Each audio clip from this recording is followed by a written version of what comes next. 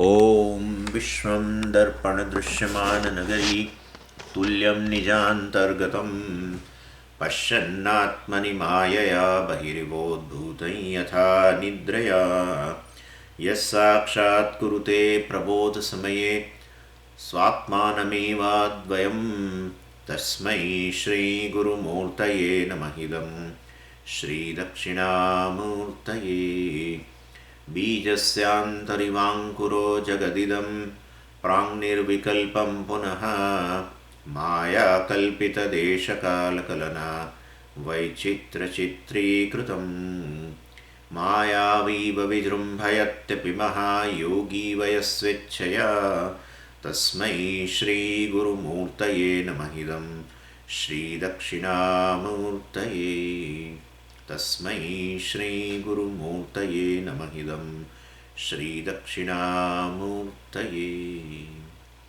ॐ सहना भवतु सहनौ भुनक्तु सह वीर्यं करवावहै तेजस्विनावधीतमस्तु मा विद्विषावहै ॐ शान्तिः शान्तिः शान्तिः सदाशिवसमारम्भां शङ्कराचार्यमध्यमाम् अस्मदाचार्यपर्यन्तां वन्दे गुरुपरम्पराम् ॐ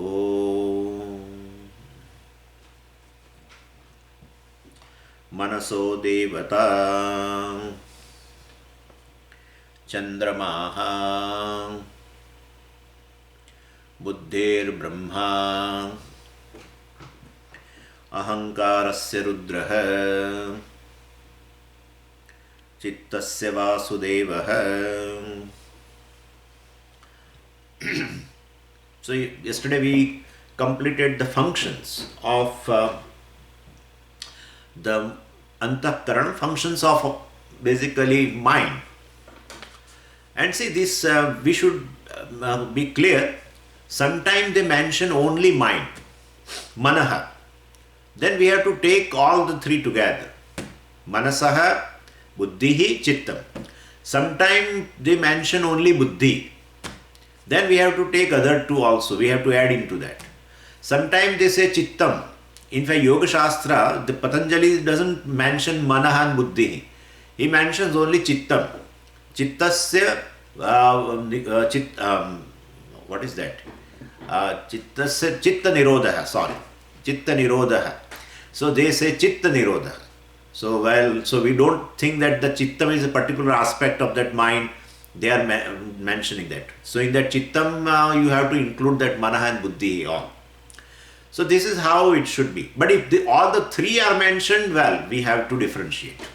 If all the three are not mentioned and one is mentioned, we have to include everything in that. Could you follow what I am saying? So this is how it should be done. Anyway, so here of course manaha, buddhi, ahankara and chittam. Ahankara basically is the owning up. It owns up everything. And therefore,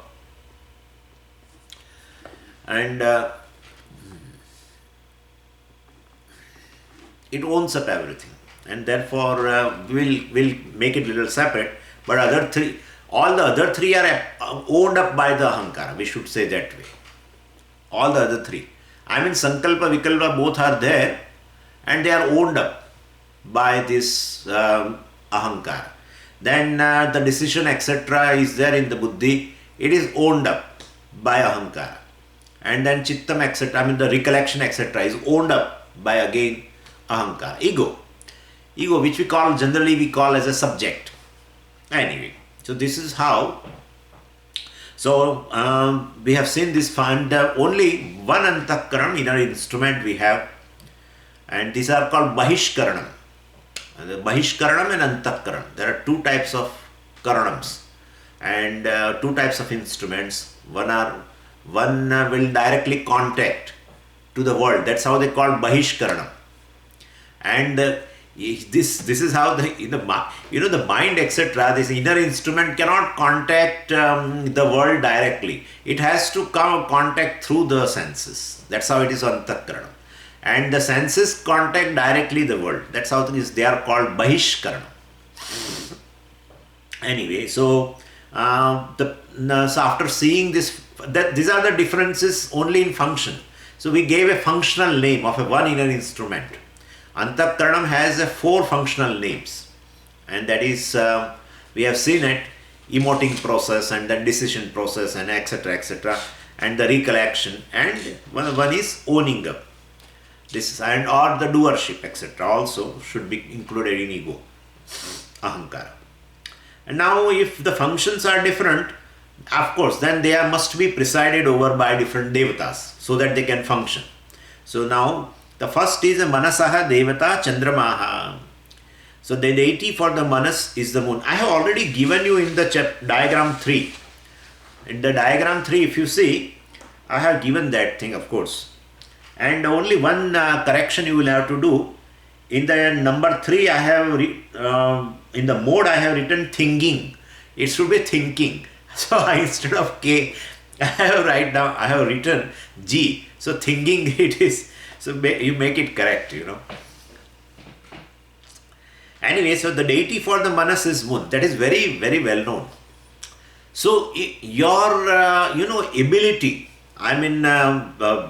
this mental strength is totally dependent upon the presiding deity called moon. That's how in zodiac they always see. The people with a weak mental strength, definitely, they change the decision continuously. Continuously they change. They tell you that we will come to your home, we will come to your house for a dinner. We cannot rely. We should not cook anything. Because at the 8 o'clock they have told to come. By the 5 minutes to 8 they will call. We won't come. Like that they will tell. So they continuously change. There are several people. And that's how these astrologers always give a particular stone. That is called Chandra. And so in that particular ring you will have to wear it. So that his mind will be stable. So that constant wavering mind shows a mental strength is very weak. Very weak.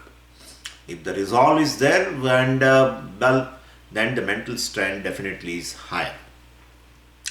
So mental strength of the subject is determined by the position in its scheme of zodiac, So in which particular sthanam this Chandrama is there. Depending upon that, they say his Chandra is very weak. They say like that. And accordingly, you will have to undergo. This is all prayashchitta. Please understand this.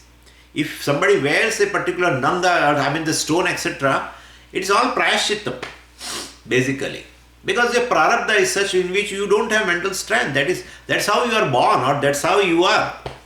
What can you do? The subtle body, of course, is based on prarabdha. As good as a gross body. It is born from the karma of the jiva. Subtle body is born long ago. Gross body is born before few years. So what? Everything is born due to karma. Otherwise it will be accident. The creation is intelligent one. Then everything should be within law, within the order. Yeah. And therefore jiva's karma is responsible. Otherwise 2 subtle bodies are different. And then how one fellow is studying in Harvard, and other one is even is trying his best even to pass in a BA exam or something simple exam also. So that all depends. What kind of a mind you have, etc. All depends upon karma, basically. Karma and of course vasana, but then basically karma. The subtle body is of course undergoing change also as you take a gross body depending upon the karma. If you take a gross body of a human form, well, the subtle body transforms according to the human physical body. Then he is born as the jiva is born as the jiva born means the jiva manifests in a dog's body, then the subtle body transforms as per the dog's body. Otherwise, how can the dog has a particular way of smelling? Its smelling power is very high. Then definitely the subtle body is different type of the subtle body. His mind is different. In a human, his mind was different. It's a human psychology. When it is in a dog, it's a dog psychology. It's a different psychology. And so basically whole subtle body, gross body, all born, the causal body is there. But the causal body possesses all these karmas and vasanas. That's how unmanifest. That is called unmanifest. Anyway, so this is so Manasaha Devata Chandramaha. Definitely, the deity for the moon is not that physical moon. We have already discussed this thing. It is the physical moon is a symbol actually, but Devata, when Ishvara alone, from the standpoint of a particular physical part, is called Devata, because the entire universe is his body. Then in a particular physical part, through that, if you look into Ishvara, but Swamiji, physical universe is, how you call it as a Ishvara? I mean, how do you call it as a conscious entity? Because this is how it is. This body right now is a gross body, yeah. Then the consciousness is manifest here, yeah. And every part is conscious, yeah, it is conscious. Same way. But this is a gross body, that is a gross, this is a physical cosmos, this is physical body. And here the consciousness manifests and pervaded the entire body. Same way the physical cosmos, the consciousness pervaded in the entire cosmos. Well, and from that, in that a particular aspect, like a moon, a physical moon I am talking about. Well, so you look upon the entire conscious, the conscious being from the standpoint of this moon is called Chandrama Devata. We have seen that, of course, before. Then Buddhehe Brahma, the Devata of Buddhi is Brahmaji. Sometimes generally they call it even Surya also, Aditya, because that's how in Gayatri we always pray for Diyo Yona Prachodayat. May you, invoke our Buddhi in a proper direction. May you lead our Buddhi in a proper direction. And Gayatri is basically prayer to Aditya. So it has been considered that for the Buddhi, the Aditya is a Devata, but anyway, here it is said Buddhehe Brahmaji, the creator.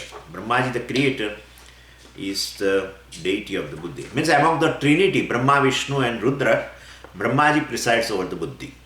Because Buddhi is the creative faculty, and definitely Brahmaji is the deity for resolution, for proper thinking, etc.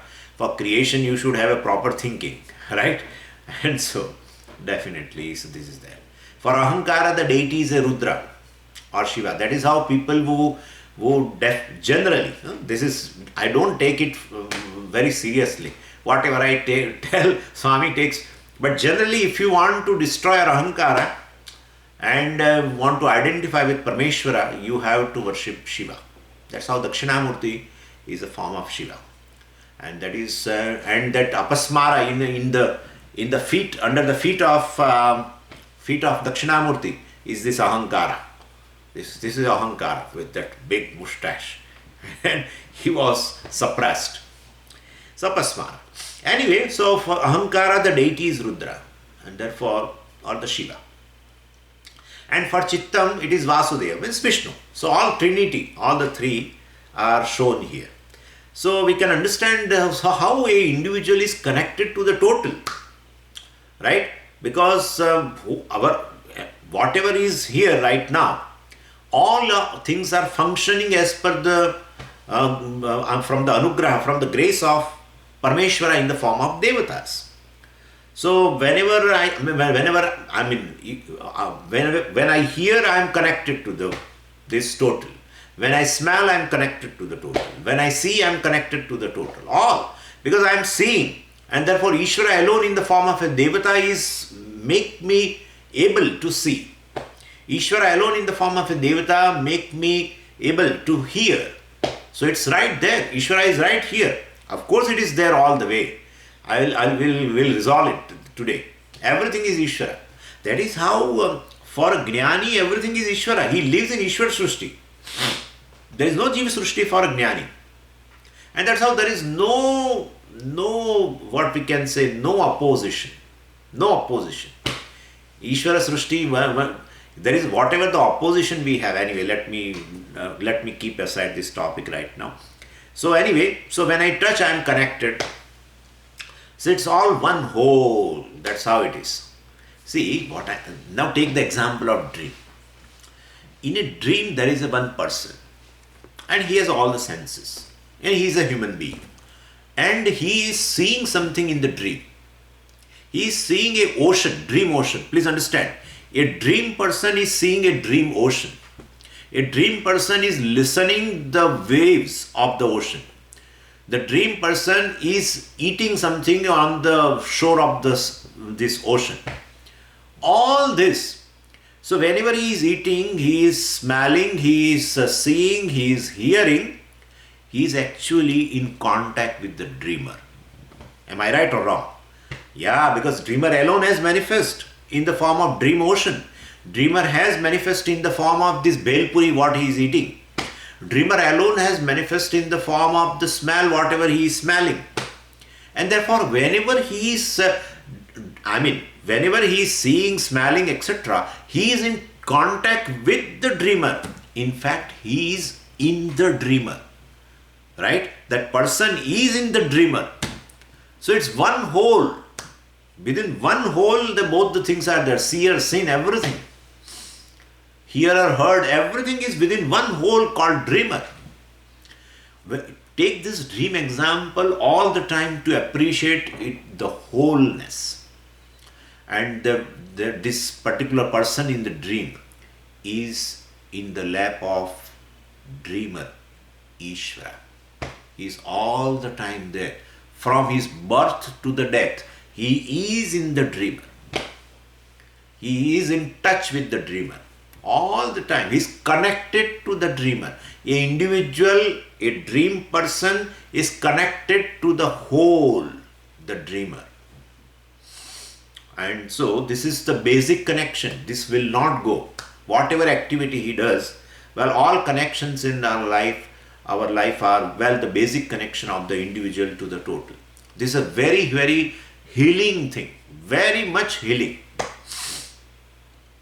That alone makes you free from this loneliness, really.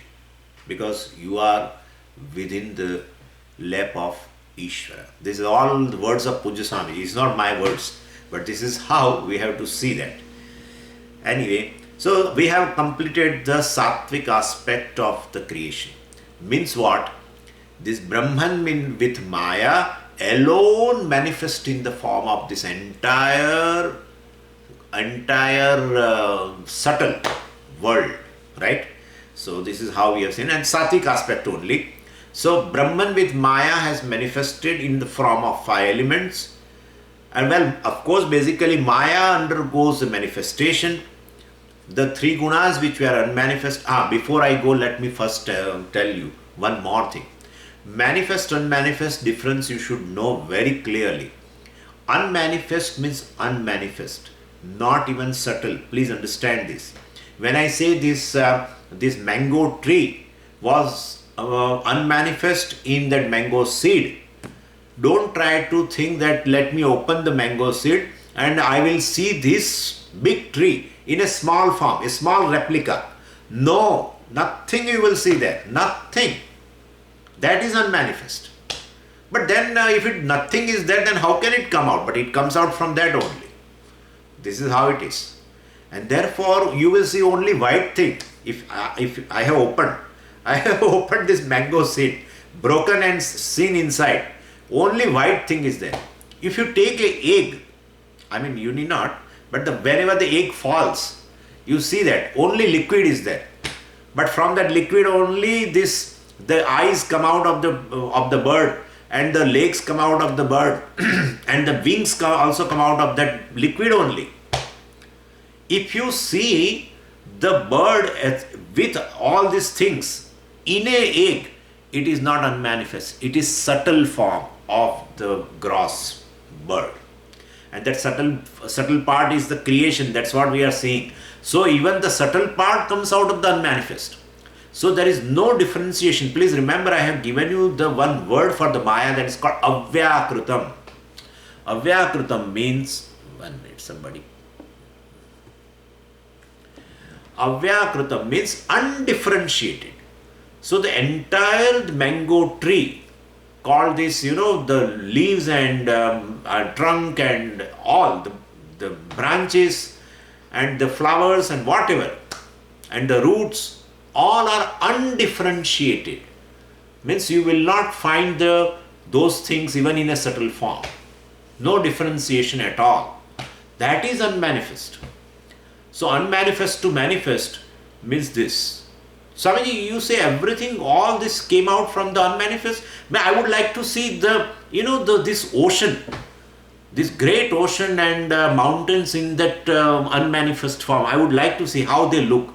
Yeah, you won't look anything at all. Nothing will be seen there.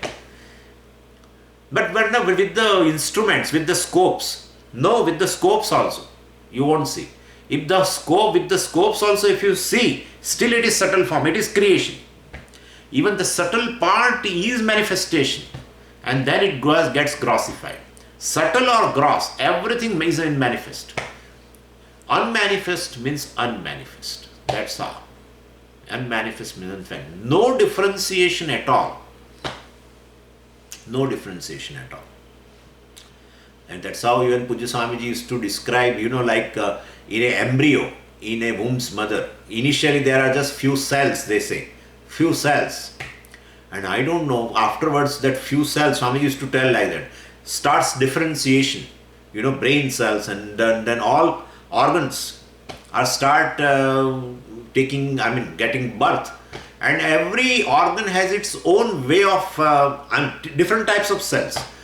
Earlier just a few bunch of cells, and then process of differentiation starts. Amazing thing it is.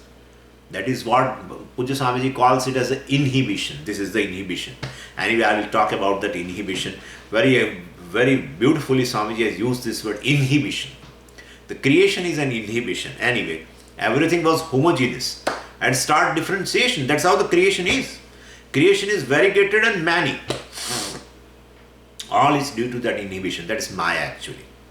Anyway, what I am saying is unmanifest. That's how let me clarify. I just got an idea before few minutes of this class that unmanifest people may think in a subtle form everything is there. Nothing. Nothing. Like the whole dream world comes out of unmanifest. Not even the subtle part. It just comes out of this unmanifest. Anyway, so all connections in our life are within this basic connections of individual to the total. A dream person to the dreamer. That's how it is. So, and then from the reverse aspect now we'll have to see. And you can see that our chart diagram number 1. You can see. So we have covered. So Maya along with the Brahman, that is manifest. Brahman has nothing to do but other than providing an existence to Maya. and that is how only Maya undergoes a different states. Maya is Trigunatmika, and these Triguna which are unmanifest, these three gunas alone now become manifest. So everything, the Akasha, Vayu, Agni, Jalam and Prithvi are nothing but three gunas. And that's how we have written SRT, SRT, SRT, SRT. And that alone again further manifest. So this, our Jnanendriyani, all the sense organs are nothing but Sattva. Mind is nothing but Sattva. But Swamiji, it's a sense organ you have told this particular aspect of. Yeah, but it is Sattva. Like Shrotrendriya, basically organ of hearing. Why I am saying is, even this is very useful to understand Mahavakya also. Is useful to understand Karma Yoga also. Is useful to understand even Brahmagna for Brahmagnanam also. That this creation is, a description of the creation is just for these two purposes. One for Karma Yoga and other to understand Mahavakya. That's all. For both, this is very essential to know everything is Ishvara. It doesn't go into our mind at all. And therefore, several times we will have to repeat. Everything is Ishvara, starting from physical body, starting from seeing, starting from sense organ, starting from the mind. Anywhere you start, you are starting with the Ishvara. And then the whole resolution takes place. A lot of obstructions in the mind will resolve. If that is called a order. That's how Pujya Swamiji gives a meditation of orders. That is to understand orders means this Ishvara ultimately. It's a Maha order. Ishvara is a Maha order. Within that, these are the orders. All the sense organ, their function is within the order. And the mind, of course, is a manifestation of Ishvara. But Swamiji, Maya is a manifestation from Maya. Yeah, but Maya is ultimately non-separate from Brahman. So Brahman plus Maya, that is Ishvara, alone manifest in these forms. And therefore right now also your mind, my mind is Ishvara. And that is how there is an order in that. So human psychology has an order. That's called psychological order. That psychological order is within the order. Maha order, that is Ishvara. Psychological order also is Ishvara. I mean all orders. So anyway, so it is just a manifestation of three gunas only you will have to see. Three gunas basically. So organ of hearing, organ of touch, organ of sight, organ of taste, organ of smell, all have come out of the sattvic aspect of the five elements. And now, and the total sattvic aspect from that, the inner instrument, the antakaranam has come out, and that is mind, intellect, ego and memory or recollection. So this is how we look into these things. So the subtle prapancha has come out. The subtle cosmos or the subtle body has come out. Subtle body and subtle prapancha are basically same. Essentially they are same because they are nothing but the the sattvic aspect of these elements. Of course, Rajas aspect also is a part of the subtle body and the subtle cosmos, but that we have to see now. So from the Rajas aspect of the five element comes the subtle organs of action. So etesham panchatattvanam madhye akashasya rajashamshat vagindriya sambhutam.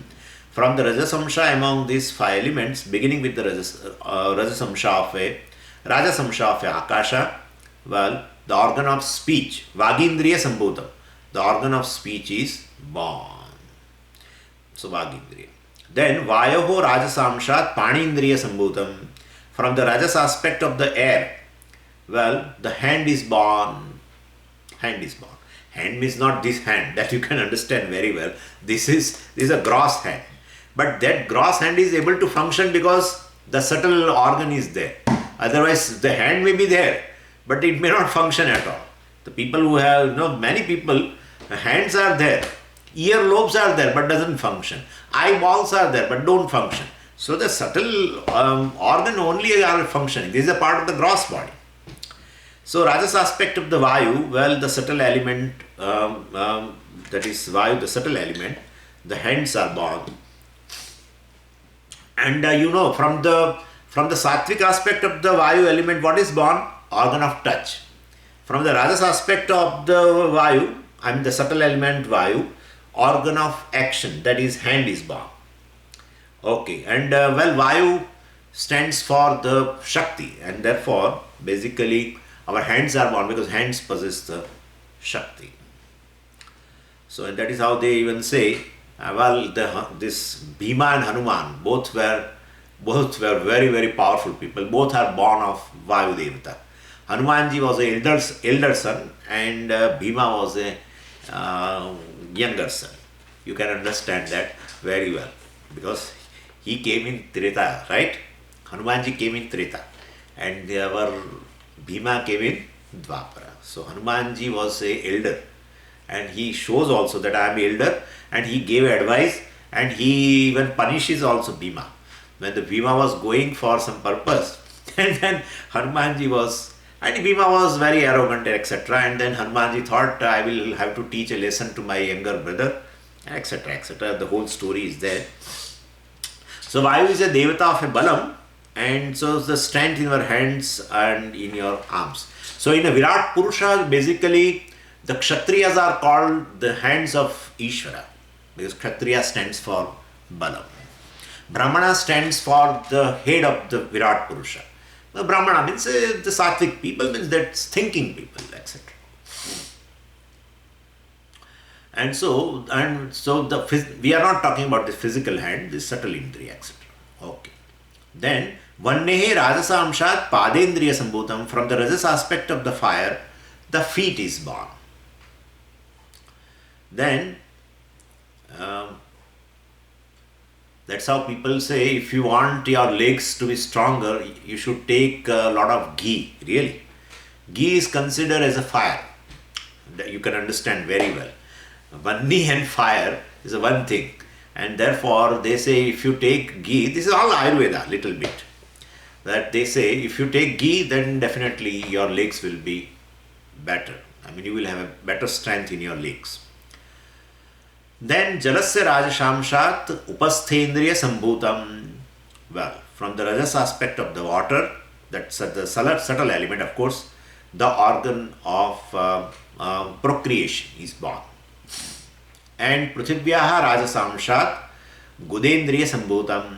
From the rajas aspect of the earth, the organ of evacuation is born. These are all organs of action. Just like we have sense organs from the sattvic aspect of the each subtle element, same way rajasamsha. So you have to understand this. Ishvara is born in terms of now organs of action. And then etesham samashti rajasamshat pancha pranaha sambhutaha. Ishvara alone now manifests in the form of these 5 pranas. It's a one air, we have seen that, but one air, but the 5 functions. So we say 5. Just as one in an instrument, but 4 names, manaha, buddhi, etc., depending upon the different functions. Same way here. So the total rajas aspect of the 5 elements, well, is responsible for the entire physiological function. So 5-fold pranas. And that is prana, apana, vyana, udana and samana. So they are basically considered, prana also is considered as a karmendriya only, because that's also an action. So they are organ of action that comes from the rajas, and that is how that is not able to perceive. It's born of rajas and helpful in action. So they don't perceive. Well, the sense organ along with the mind, all responsible for perception. And this 5 organs of action along with the pranas is definitely help by providing energy and help in different activities. So Pancha Prana also are considered as a karmendriyani, because ultimately born of samashti rajasamshat. So samashti rajasamshat means total. Total means total from the all 5 elements, right? Rajasamsha from the total rajas aspect of these 5 subtle elements, and therefore they are also karmendriya. Mind you can call as a even sense organ. That's how they call. Even manaha is included. Bhagavan tells 11 organs of, what is, where is it? Indriyani dashaikancha. Indriyani dashaikancha. Bhagavan says Indriyani 11, dasha eka. So 11. But why mind is included in that? I don't know. But then that's how, because ultimately it is born of basically the sattvic aspect of each element. From the sattvic aspect of a particular each element, a indriya is born. And the total sattvic aspect of all the 5 elements, subtle elements, mind is born. So ultimately that is also indriya. And it is able to do the job of everything. The seeing is done through the eye, of course, but unless mind is not there, you won't see. And therefore, basically, mind is able to see, mind is able to hear. We have to tell. Mind is able to taste, because without that, there is no knowledge of taste, etc. So that is also indriya. Same way here, pancha pranas are karmendriyas, organ of action, born of rajas. And together they make a pranamaya kosha. I mean 5 organs of action plus pancha prana. We have already seen that pranamaya kosha, and well, it is a form of pranas, and in pranamaya means it is all different forms of prana only, and it is kosha also because we confuse as atma. So that's how we call it as a kosha. We have seen that. Okay, so we have covered the sattva aspect of all 5 elements, subtle elements, and rajas aspect of the 5 elements. We have covered. And now what is left over is a tamas aspect of the 5 elements. Well, tamas aspect of the 5 elements means from there the all gross elements will be born.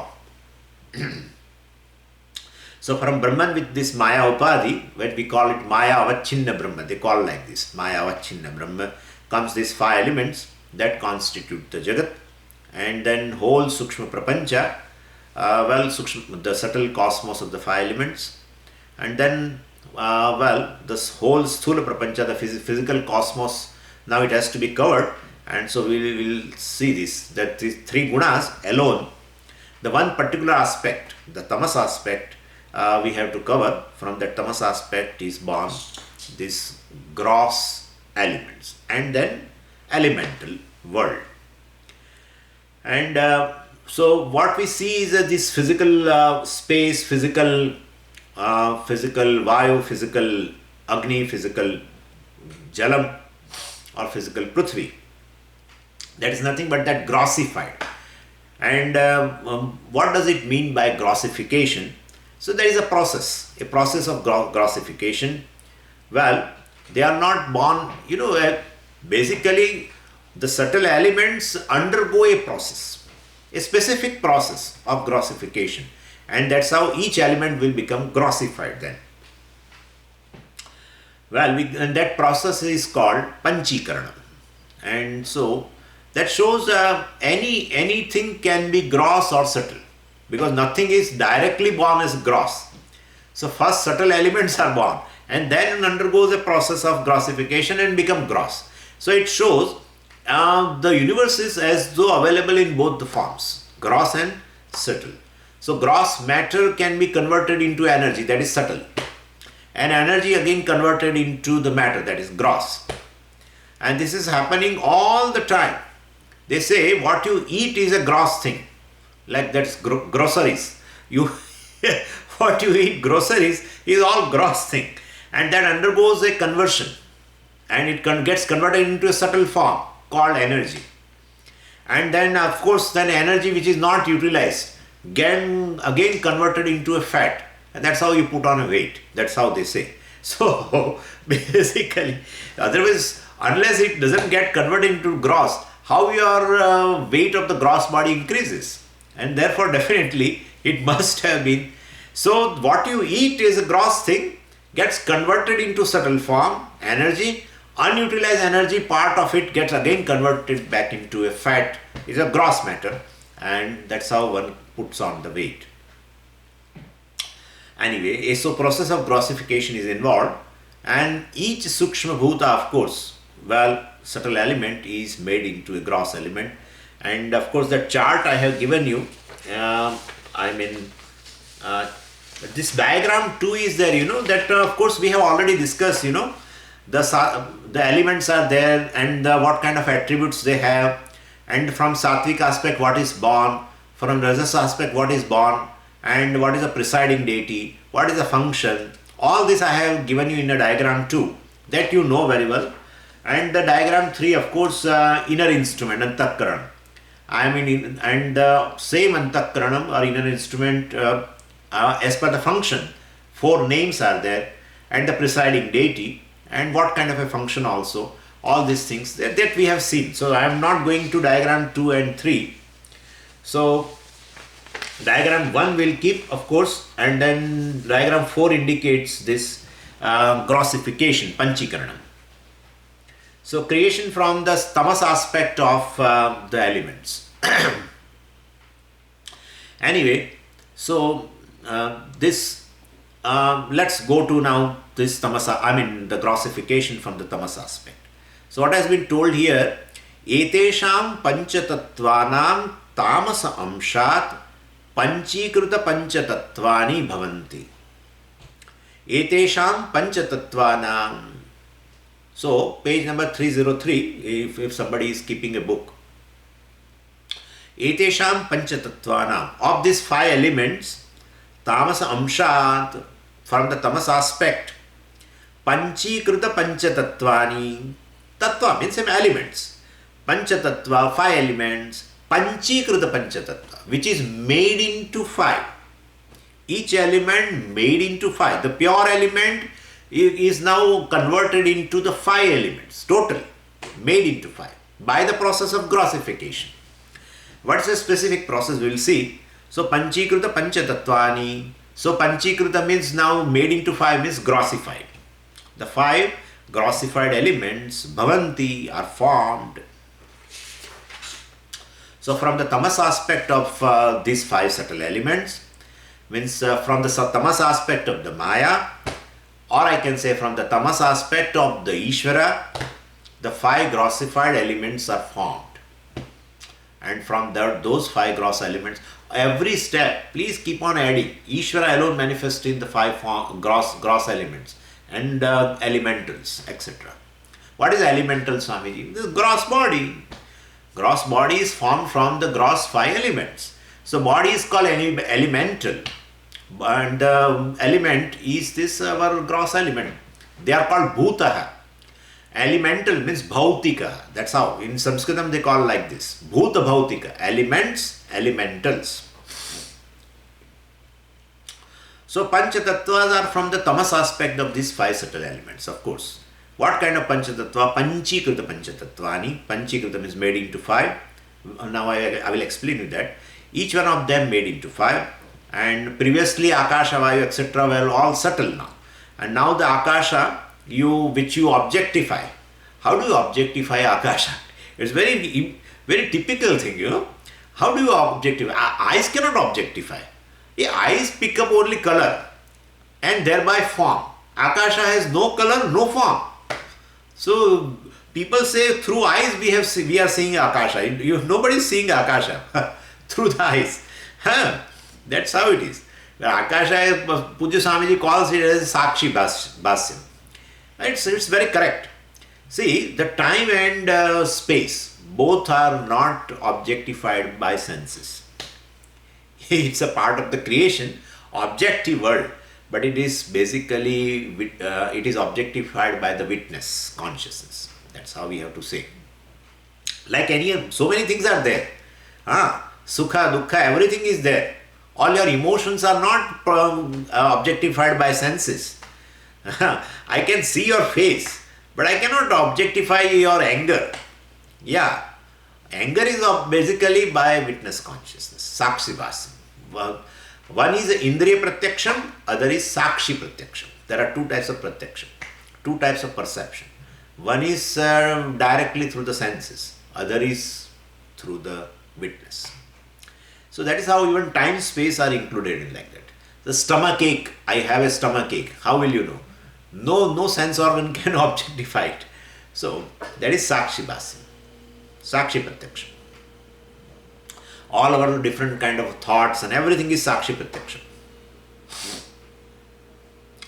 So basically the Akasha you objectify outside, and which accommodates everything, the physical, the space which we see, is Panchikrita Akasha. Panchikrita Akasha means what? There is a Akasha plus other 4 elements in a particular proportion. That's all.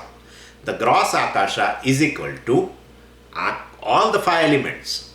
But if all the 5 elements in equal proportion, then we cannot call it Akasha now. Then Akasha should be in a higher proportion. Then we are ready to call it as a Akasha. Otherwise what happens, when you mix 2 metals in equal proportion, then you give a third name. That's how it is. That's how we call this different types of amalgamation. They call amalgamations means forming an alloy. Forming an alloy. That alloy will have a different name. Like brass. Brass is an alloy actually, made up of two metals. So we gave a third name now. I think one is copper in the brass, one is copper and other is something else. I don't remember right now what. But then 2 metals are there in brass. Anyway, same way, if all the 5 elements are mixed in equal proportion, then I cannot call Akasha now. If we want to call Akasha, Akasha should be in higher proportion. In 5. Yeah, that's how it is. So, that's how I have shown. So, from the subtle element Akasha, you divide into 2. Anyway, I am coming down to that. So, I am making haste to complete, but let me wait for some time. And so, this Akasha and Vayu, Agni, Jalam and Prithvi, all 5 subtle elements are there. You start mixing, in which you keep a particular portion in a higher portion, and then other 4 in a smaller proportion, and that is how you form a grossified 5 elements or gross 5 elements through the process of grossification, in which in a particular proportion you are mixing, And this particular process is called Panchikaranam. Panchikaranam means fivefold grossification. This process of grossification, let us read it and then I will explain you.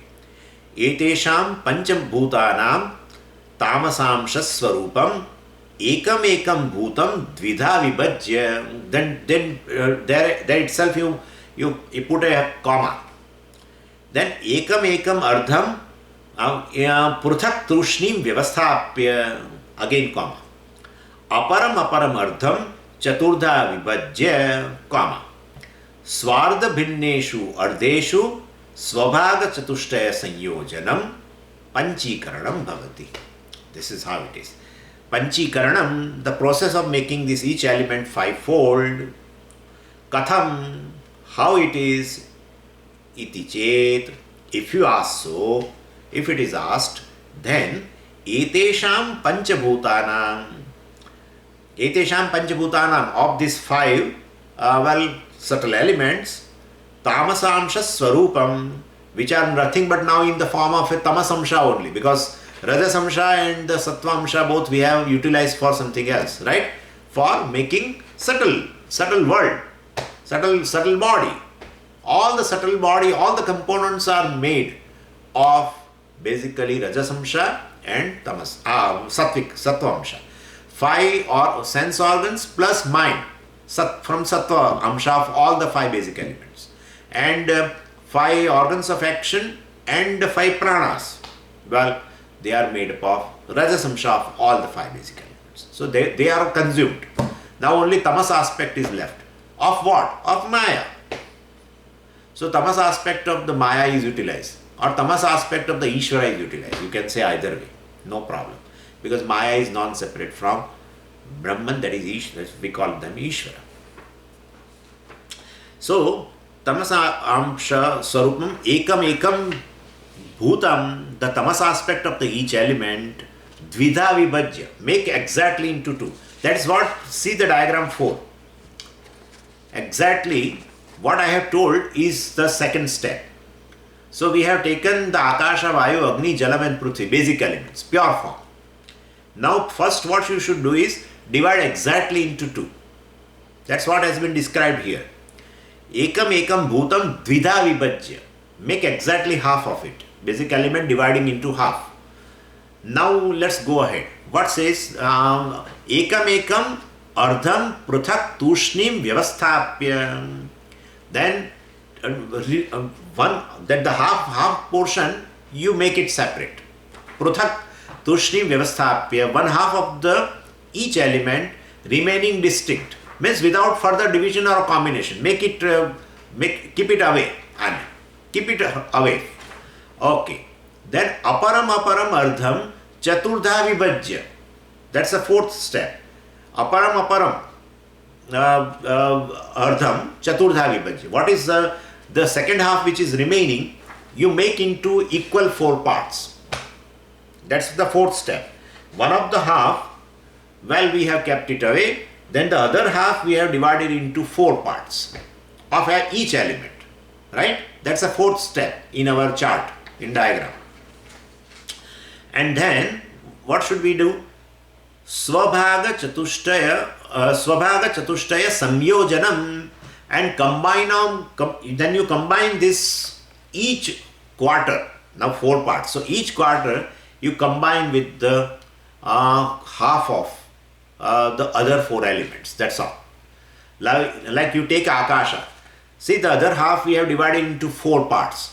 Now take each that quarter and combine with the other 4 elements called Vayu, Agni, Jalam and Prithvi. Right? So and then these 4 parts are there. So this is how we have to combine. And that is how then the combination with 1/8 of the basic element. Naturally, if you take the whole, this will be 1/8 portion. If you take the whole, you remove half, and then remaining 4 portions are there. From that quarter you take and combine. Or you can say the 1/8 of the total that element. 1/8 of the total element will be combined with the each basic element. So Swabhaga Chatushtaya Sanyojanam, combining of each of these quarters, Swa Ardha Bhinneshu Ardheshu, with the other half of the each element which we have separated.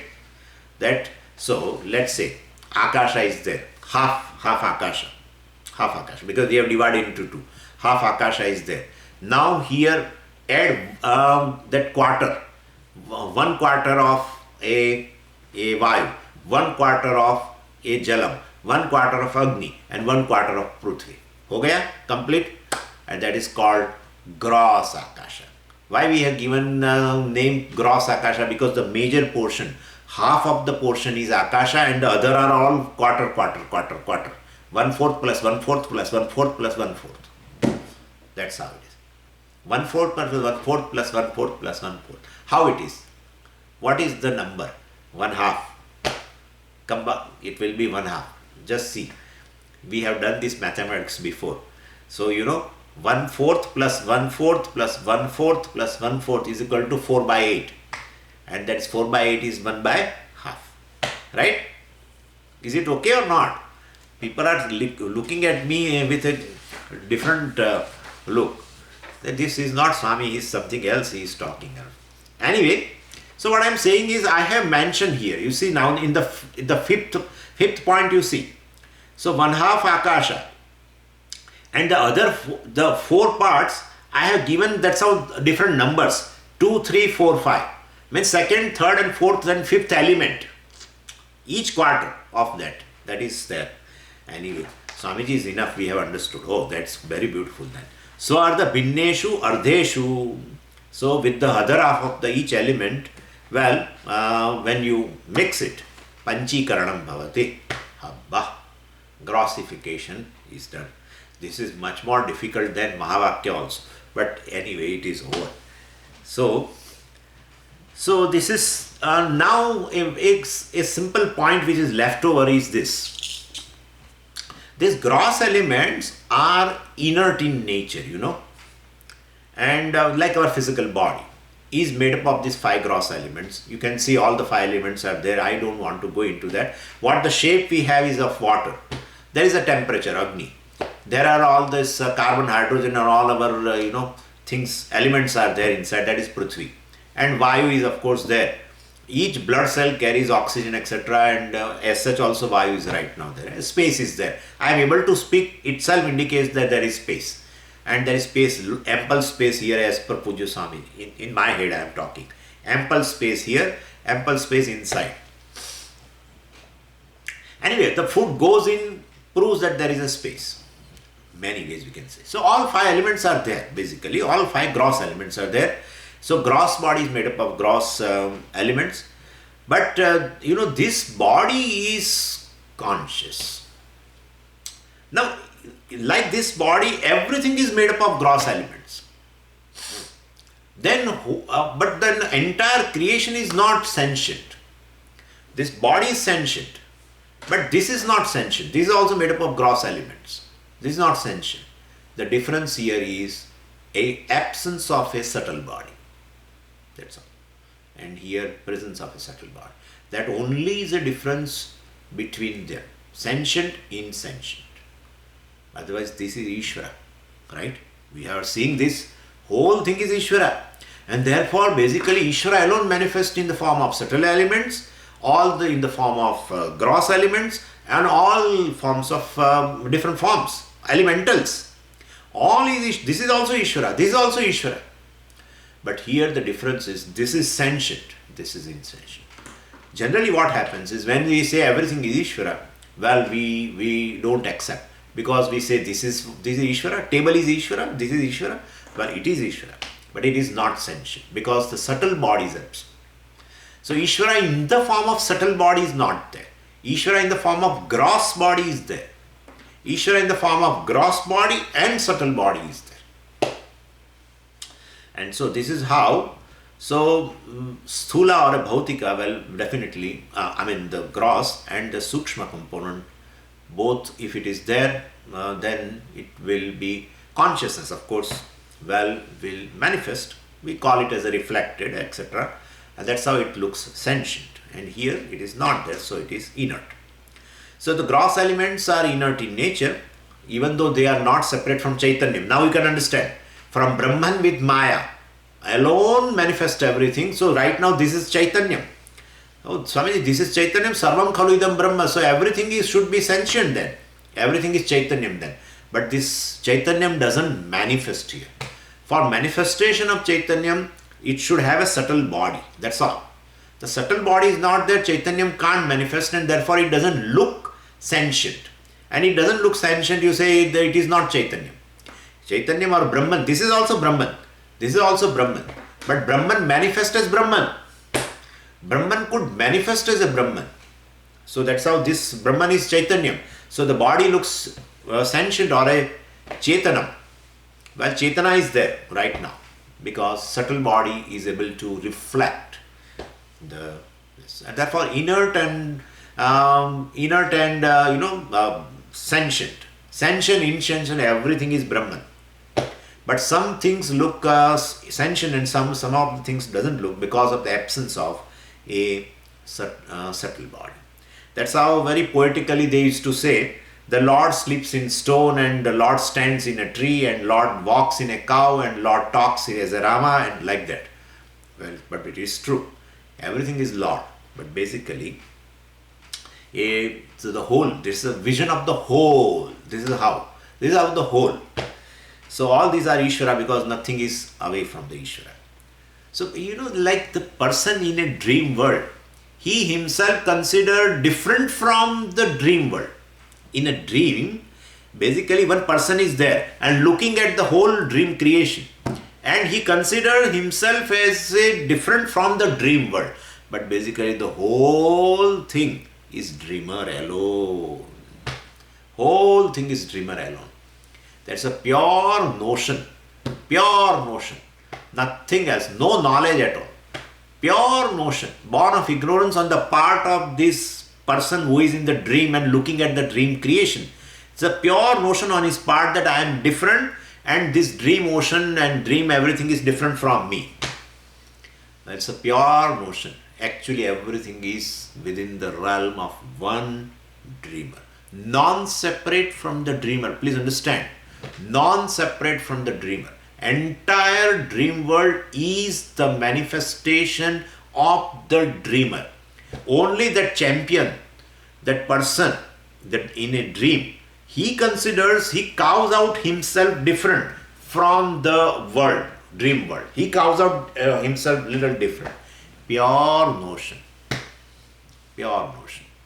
But people like us, we who are jnanis, who can tell, and suppose there is now another, let's add imagination now. Now in that dream world, one dreams Swami, or like you. Why all the time Swami can give a message? You can also give a message. Like you, Vedantin, a passerby, and this person is standing near the seashore, and he is telling what a beautiful sea and on this and that and etc. You tell this is all one thing. What you are seeing and yourself is one alone. Then he says, what are you talking? And you just walked away. That is the truth. That's the truth. Because you are awake to the reality that everything is dreamer. Understand that. You are part of the dream. Please understand. You are part of the dream but awake to the reality that everything is dreamer. And you advise to others. That's how it is. So because that sense of individuality has gone. Born of ignorance. So everything is born of dreamer or everything is dreamer. That knowledge you have got. Everything is one alone. Sarvam khalu idam brahmasmi. Sarvam khalu idam brahma tat brahma hamasmi. And so he can say, I am the dreamer. I am the whole thing. He can say that. Everything is me alone. Because everything is ultimately, these bodies etc. are non-separate from the dreamer. Right? All the bodies and everything is non-separate from the dreamer. And essentially, it is the dreamer alone manifest in all the forms. Therefore, here also, Ishvara alone manifest, which is Abhinna Nimitto Upadana Karanam. Dreamer is Abhinna Nimitto Upadana Karanam. His knowledge is Upadanam, and he is a conscious entity, that is the efficient cause. Same way here also, the Ishvara is Abhinna Nimittopadana Karanam. Here instead of a knowledge we call Maya, but that's Upadhi. There the knowledge is Upadhi, mind is Upadhi. Ultimately it is one thing alone, and therefore Ishvara alone manifests in these all the forms.